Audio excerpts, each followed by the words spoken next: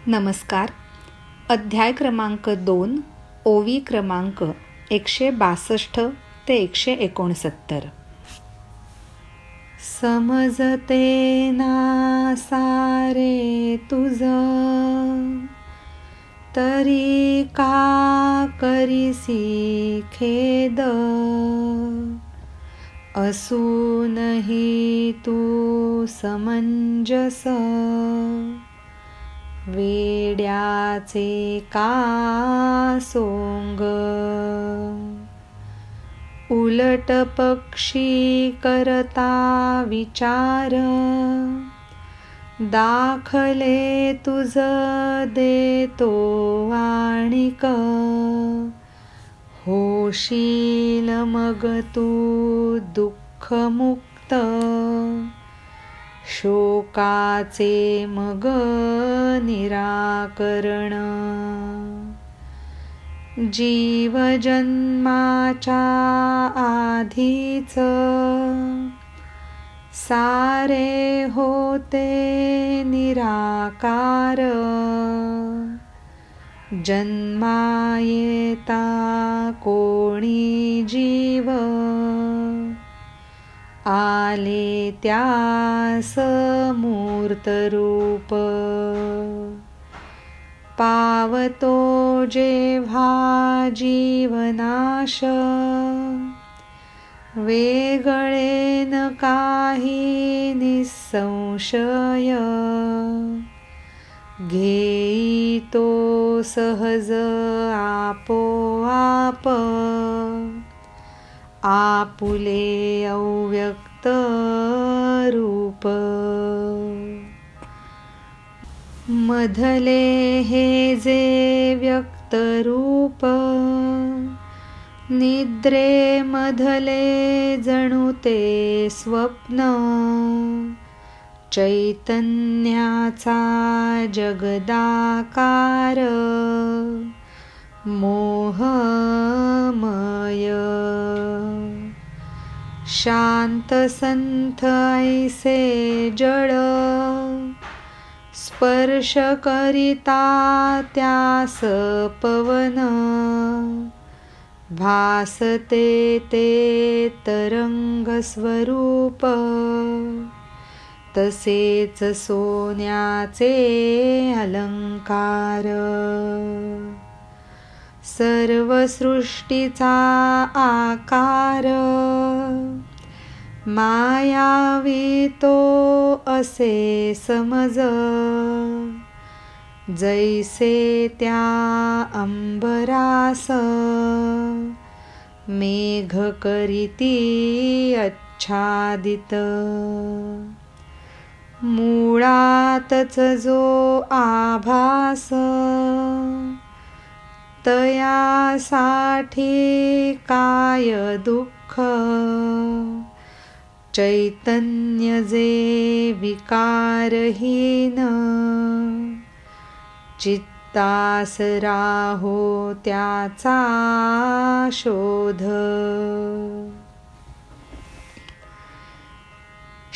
श्रीकृष्ण अर्जुनाला म्हणतो, अरे मी जे सांगतोय ते सगळं तुला समजतंय ना, मग तरीही इतकं दुःख कशाचं करतोयस? तू तर समंजस आहेस, मग हे असं वेड्याचं सोंग का घेतोयस? अरे उलट थोडासा विचार कर. तुला मी अजूनही काही उदाहरणं अशी देईन की ज्याने तुझं दुःख पूर्णपणे निघून जाईल, आणि मग तुझा हा जो शोक आहे त्याचं संपूर्ण निराकरण होईल. जीव जन्मायच्या आधीच सगळं काही जे होतं ते निराकारच होतं बघ. आणि जन्माला जेव्हा एखादा जीव येतो ना, तेव्हा त्याला मूर्त रूप मिळतं. पण जेव्हा जीवाचा नाश होतो तेव्हा पुन्हा वेगळं असं काहीच नसतं. पुन्हा ते आपोआप आपलं अव्यक्त असं मूळ रूप घेऊन टाकतं. आता मधलं हे जे व्यक्त रूप आहे ना, ते म्हणजे झोपेमध्ये पडलेलं स्वप्नच आहे असं समज. आणि हा जो चैतन्याचा जगदाकार आहे ना, तो मात्र अत्यंत मोहमय असा आहे. शांत संथ अशा पाण्यावरती जेव्हा वाऱ्याचा स्पर्श होतो तेव्हा त्याच्यावरती जे तरंग उठतात तसंच काहीसं हे असतं. तसंच सोन्याची लगड. त्याचे सुंदर सुंदर दागिने आपण घडवतो तेव्हा ते खूप मोहक वाटतात, पण मुळात त्याच्यामधलं सोन्याचं रूप हेच कायमस्वरूपी असं असतं. सगळ्या सृष्टीचा हा जो आकार आहे ना, तो मायावी आहे असं तू समजून चाल. जसं आकाशाला ढग आवरण करतात तसंच.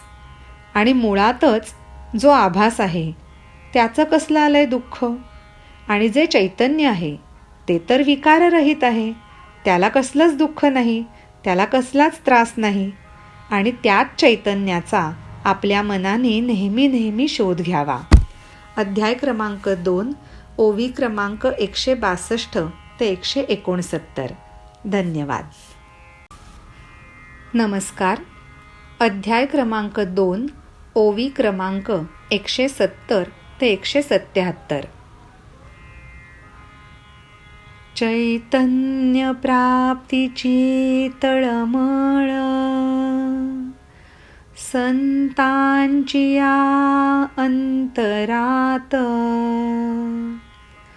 विरक्त होती सोडून विषय, वनवास घेती स्वतःहून. आत्मरूपाचे घेण्या दर्शन, ठेवनी ध्येय एकमेव, मुनी करती तपाचरण, ब्रह्मचर्यादी व्रत पालन, करोनि स्थिर अंतःकरण, आत्मरूपास करुनी ध्येय, न्याहाळती त्यास एकचित्त, पडे साऱ्याचा विसर. ऐसे ही असती किती एक, आत्मगुणांचे करता वर्णन, वैराग्य येतसे चित्तात, तन्मयता ही अखंडित.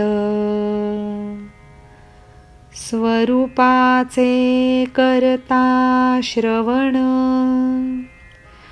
किती एक होती शांत, विसरती मग देहभाव, तद्रूपतेचा अनुभव. नद्या मिळती सागरास, स्वीकारला नाही प्रवेश म्हणून, कधी न येती त्या परत, हेही काही तसेच. काही योगी थोर थोर, होताच आत्म्याचा साक्षात्कार, तेथे होती ते तद्रूप, देहात येती ना परतून. विश्वव्यापी जे चैतन्य, जे सर्वत्र सर्व देहात, जयाचा होईना कधी घात, त्यास पार्था तू जाण. हे सगळं पटवून देण्यासाठी पुन्हा एकदा श्रीकृष्ण अर्जुनाला सांगतोय, अरे चैतन्य प्राप्तीची जी तळमळ आहे ना, ती संतजनांच्या अंतःकरणात सतत असते पहा. जणू काही सगळे विषय सोडून ते विरक्त होतात आणि स्वतःहून वनवास घेऊ पाहतात. आत्मरूपाचं दर्शन घ्यायला एकच ध्येय हे त्यांच्यासमोर असतं आणि त्यासाठी मुनी लोक तपाचरण करतात आणि ब्रह्मचर्यादी व्रतांचं पालनही करतात. मन अत्यंत स्थिर करून आत्मरूपाचं ध्येय ठेवलं आणि त्याला एकचित्त न्याहाळलं तर सगळ्याचा विसर पडतो. अरे असेही कितीतरी जण आहेत की आत्मगुणांचं वर्णन नुसतं केलं तरी त्यांच्या चित्तात वैराग्य येतं आणि ही तन्मयता मग पुढे अखंड टिकून राहते. आणि स्वरूपाचं जर का श्रवण केलं तर कितीतरी जणांना शांत वाटतं, देहभान विसरलं जातं आणि तद्रूपतेचा अनुभव त्यांना मिळतो. जसं नद्या वाहत जातात आणि शेवटी सागराला मिळतात. पण असं कधी झालेलं ऐकलंय का की समुद्राने एखाद्या नदीला तुला माझ्यात सामावून घेणार नाही असं म्हटलंय आणि म्हणून ती नदी तिथून परत निघून आली आहे? तसंच काहीसं हे आहे. काही योगी जे थोर थोर मोठे आहेत त्यांना आत्म्याचा साक्षात्कार होतो आणि ते त्याच्याशी समरस होऊन जातात आणि पुन्हा देहामध्ये कधीच परतून येत नाहीत. तर असं विश्वव्यापी जे चैतन्य आहे ते सर्वत्र आहे, सर्व देहात आहे, ज्याचा कधीच नाश होत नाही.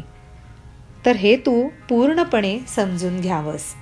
अध्याय क्रमांक 2, ओवी क्रमांक 170 ते 177. धन्यवाद. नमस्कार. अध्याय क्रमांक 2, ओवी क्रमांक 178 ते 185. साऱ्या जगाचा हा स्वभाव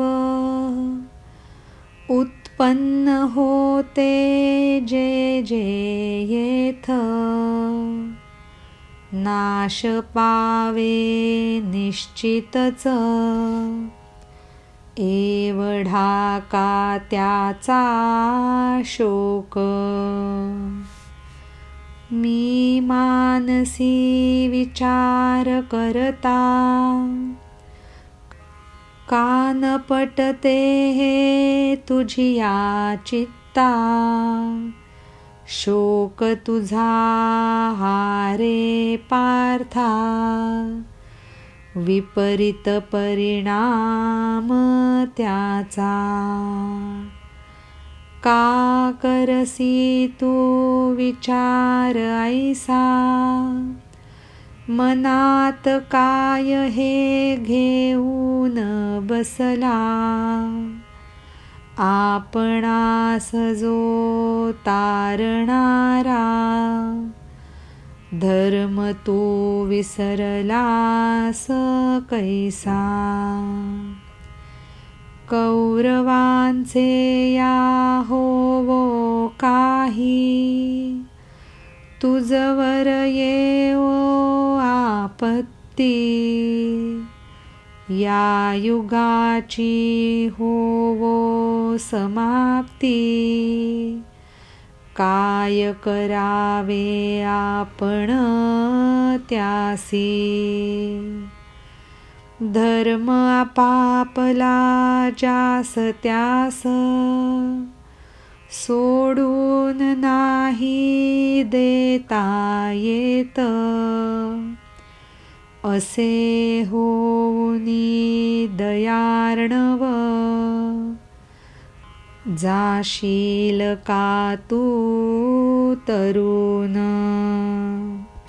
विरघळले जरी दयेने मन, युद्ध प्रसंगी हे नाही योग्य, म्हणून तू आता ऐक पुढचे हे उदाहरण. गुणसंपन्न जरी गोदुग्ध, क्वचित असते तेही अपथ्य, नवज्वरात ठरते ते मारक, सांगती विद्वान वैद्य. भलत्या ठिकाणी भलते केले, अहिताचे मग संकट आले. सावध व्हावे आता तू रे, समजून घे हे सारे. श्रीकृष्ण म्हणतो, अरे जगाचा हा स्वभावच असा आहे की इथे जे जे म्हणून उत्पन्न होतं ते निश्चितच नाश पावणार असतं. मग त्याचा एवढा शोक कशाला?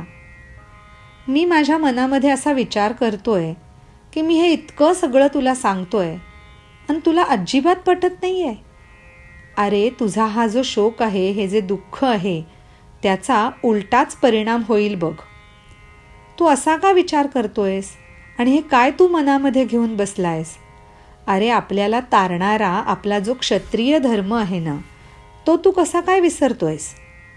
या कौरवांचं काही का होईना, तुझ्यावरती संकट का येईना, हे युगसुद्धा पूर्णपणे मिटून का जाईना, आपण त्याला काय करणार? आपला जो धर्म आहे तो आपल्याला सोडून देता येत नाही. आणि असं दयेचा समुद्र होऊन तू काय तरुण थोडीच जाणार आहेस? अरे तुझं मन दयेने जरी विरघळलं ना, तरी आत्ता युद्धाच्या वेळेला हे योग्य नाही. म्हणून तू ऐक. आता पुढचं उदाहरण तुला सांगतो. गाईचं दूध असतं ना, ते अत्यंत गुणसंपन्न आणि उपयुक्त असतं असं म्हणतात.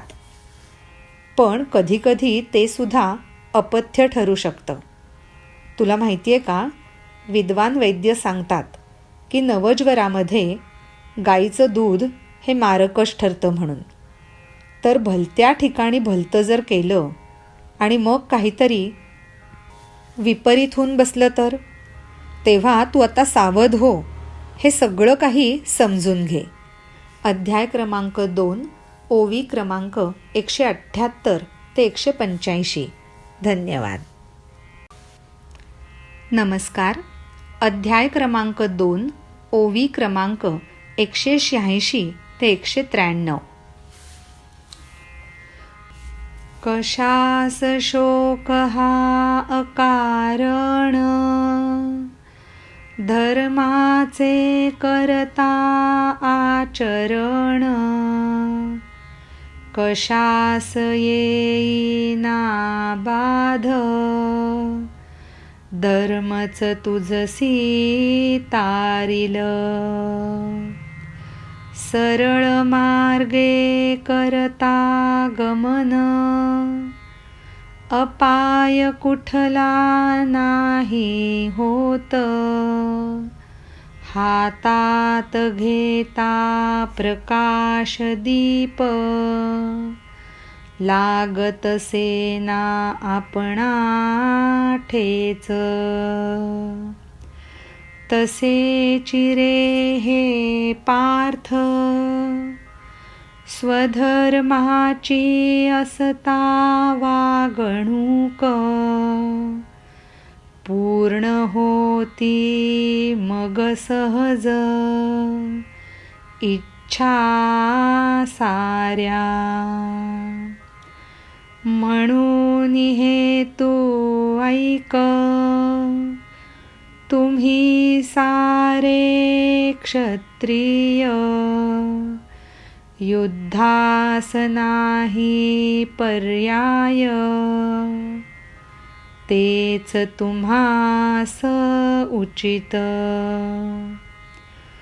कोणते न करता कपट, परतावा तो वार. झुंजावे धरुनी आवेश, समोर ठाकला हा प्रसंग. युद्ध ठाकले जे समोर, जणू तुमचे हे प्राक्तन, सकळ धर्माचे संचित, होतसे प्रकट. ह्यास म्हणावे का समर, स्वर्गच जणू हा मूर्तिमंत, तुझ्या प्रतापाचा उदय, होतसे येथ. पाहुनी तुझे सारे गुण, कीर्ती तुझवरी होय लुब्ध, इच्छा तिची अतीव उत्कट, तुझसी वर्ण्या झाली सज्ज. अर्जुनाचं दुःख दूर व्हावं म्हणून श्रीकृष्ण कितीतरी तळमळीने त्याच्याशी संवाद साधतोय. त्याला म्हणतो, अरे अर्जुना, हा जो शोक आहे ना, तो खरं तर कारणाशिवायच आहे. आपण जेव्हा आपल्या धर्माचं पालन करत असतो ना, तेव्हा कुठल्याही कारणाने त्याच्यामध्ये बाधा यायला नको. आणि शेवटी तुझा जो धर्म आहे तोच तुला तारून नेणारा आहे. अरे सरळ रस्त्याने आपल्याला जायचं आहे, तर अपाय कुठला होणार आहे? हातामध्ये जर का आपण दिवा घेऊन चाललो तर कधी आपल्याला ठेच लागेल का? तर हे पार्था, आपला जो स्वधर्म आहे त्याप्रमाणे तू वागत राहा, मग तुझ्या सगळ्या इच्छा सहजच पूर्ण होतील बघ. म्हणून तू ऐक, तुम्ही सगळे क्षत्रिय आहात, त्यामुळे युद्धाला काही पर्याय नाही आहे. तेच तुम्हाला करायला हवं. मनात कोणतंही कपट न ठेवता जो वार येईल तो तुम्हाला परतवायलाच हवा आणि अत्यंत आवेशाने तुम्हाला झुंजायला हवं. आता समोर हा प्रसंग जर आलाय तर हेच वागणं उचित नाही का?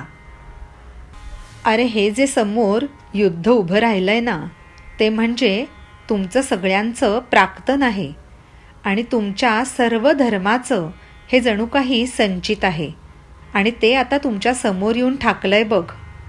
ह्याला तू युद्ध समजू नकोस, तर जणू काही मूर्तिमंत स्वर्गच तुमच्या समोर उभा आहे. अरे आपल्या धर्माप्रमाणे कर्म करायला मिळणं हा सुद्धा नशिबाचा भाग आहे बघ. तेव्हा क्षत्रिय धर्मासाठी युद्ध हे म्हणजे जणू काही समोर चालून आलेली संधीच आहे. तुझे हे सगळे गुण पाहून कीर्ती आहे ना, ती तुझ्यावरती कशी खुश झाली आहे बघ. म्हणजे थोडक्यात ही युद्धाची जी संधी तुला मिळालेली आहे ना, त्यामुळे जणू काही तुझी कीर्ती आसमंतामध्ये निनादणार आहे आणि ती कीर्ती वाट बघतीये की कधी एकदा तुझ्या गळ्यामध्ये येऊन माळ घालेल म्हणून. अध्याय क्रमांक 2, ओवी क्रमांक 186 ते 193. धन्यवाद. नमस्कार.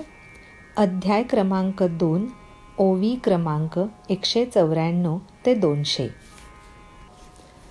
क्षत्रिय तो पुण्यवान, युद्धात मिळता लढावयास, जणू चालताना लागे ठेच,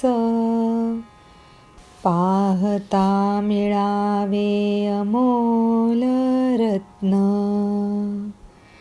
मुख उघडावे जांभईस, अकस्मात पडावे अमृत त्यात, तसेच हा युद्धयोग आला विनासायास. संग्राम हा भेरून शोक करतोस बसून, आपण आपुल्या हातून करसी स्वतःचा घात. ठेवशील जर खाली शस्त्र, पूर्वजांचे जे पुण्य यश, ठरेल सारे निष्फळ. आहे काही जाणीव, आजवरची कीर्ती तुझी, क्षणात होईल ती माती. ठरवतील तुझला दोषी, म्हणतील महापातकी. स्त्री जी असते पतिविरहित, करती सारे तिचा अनादर.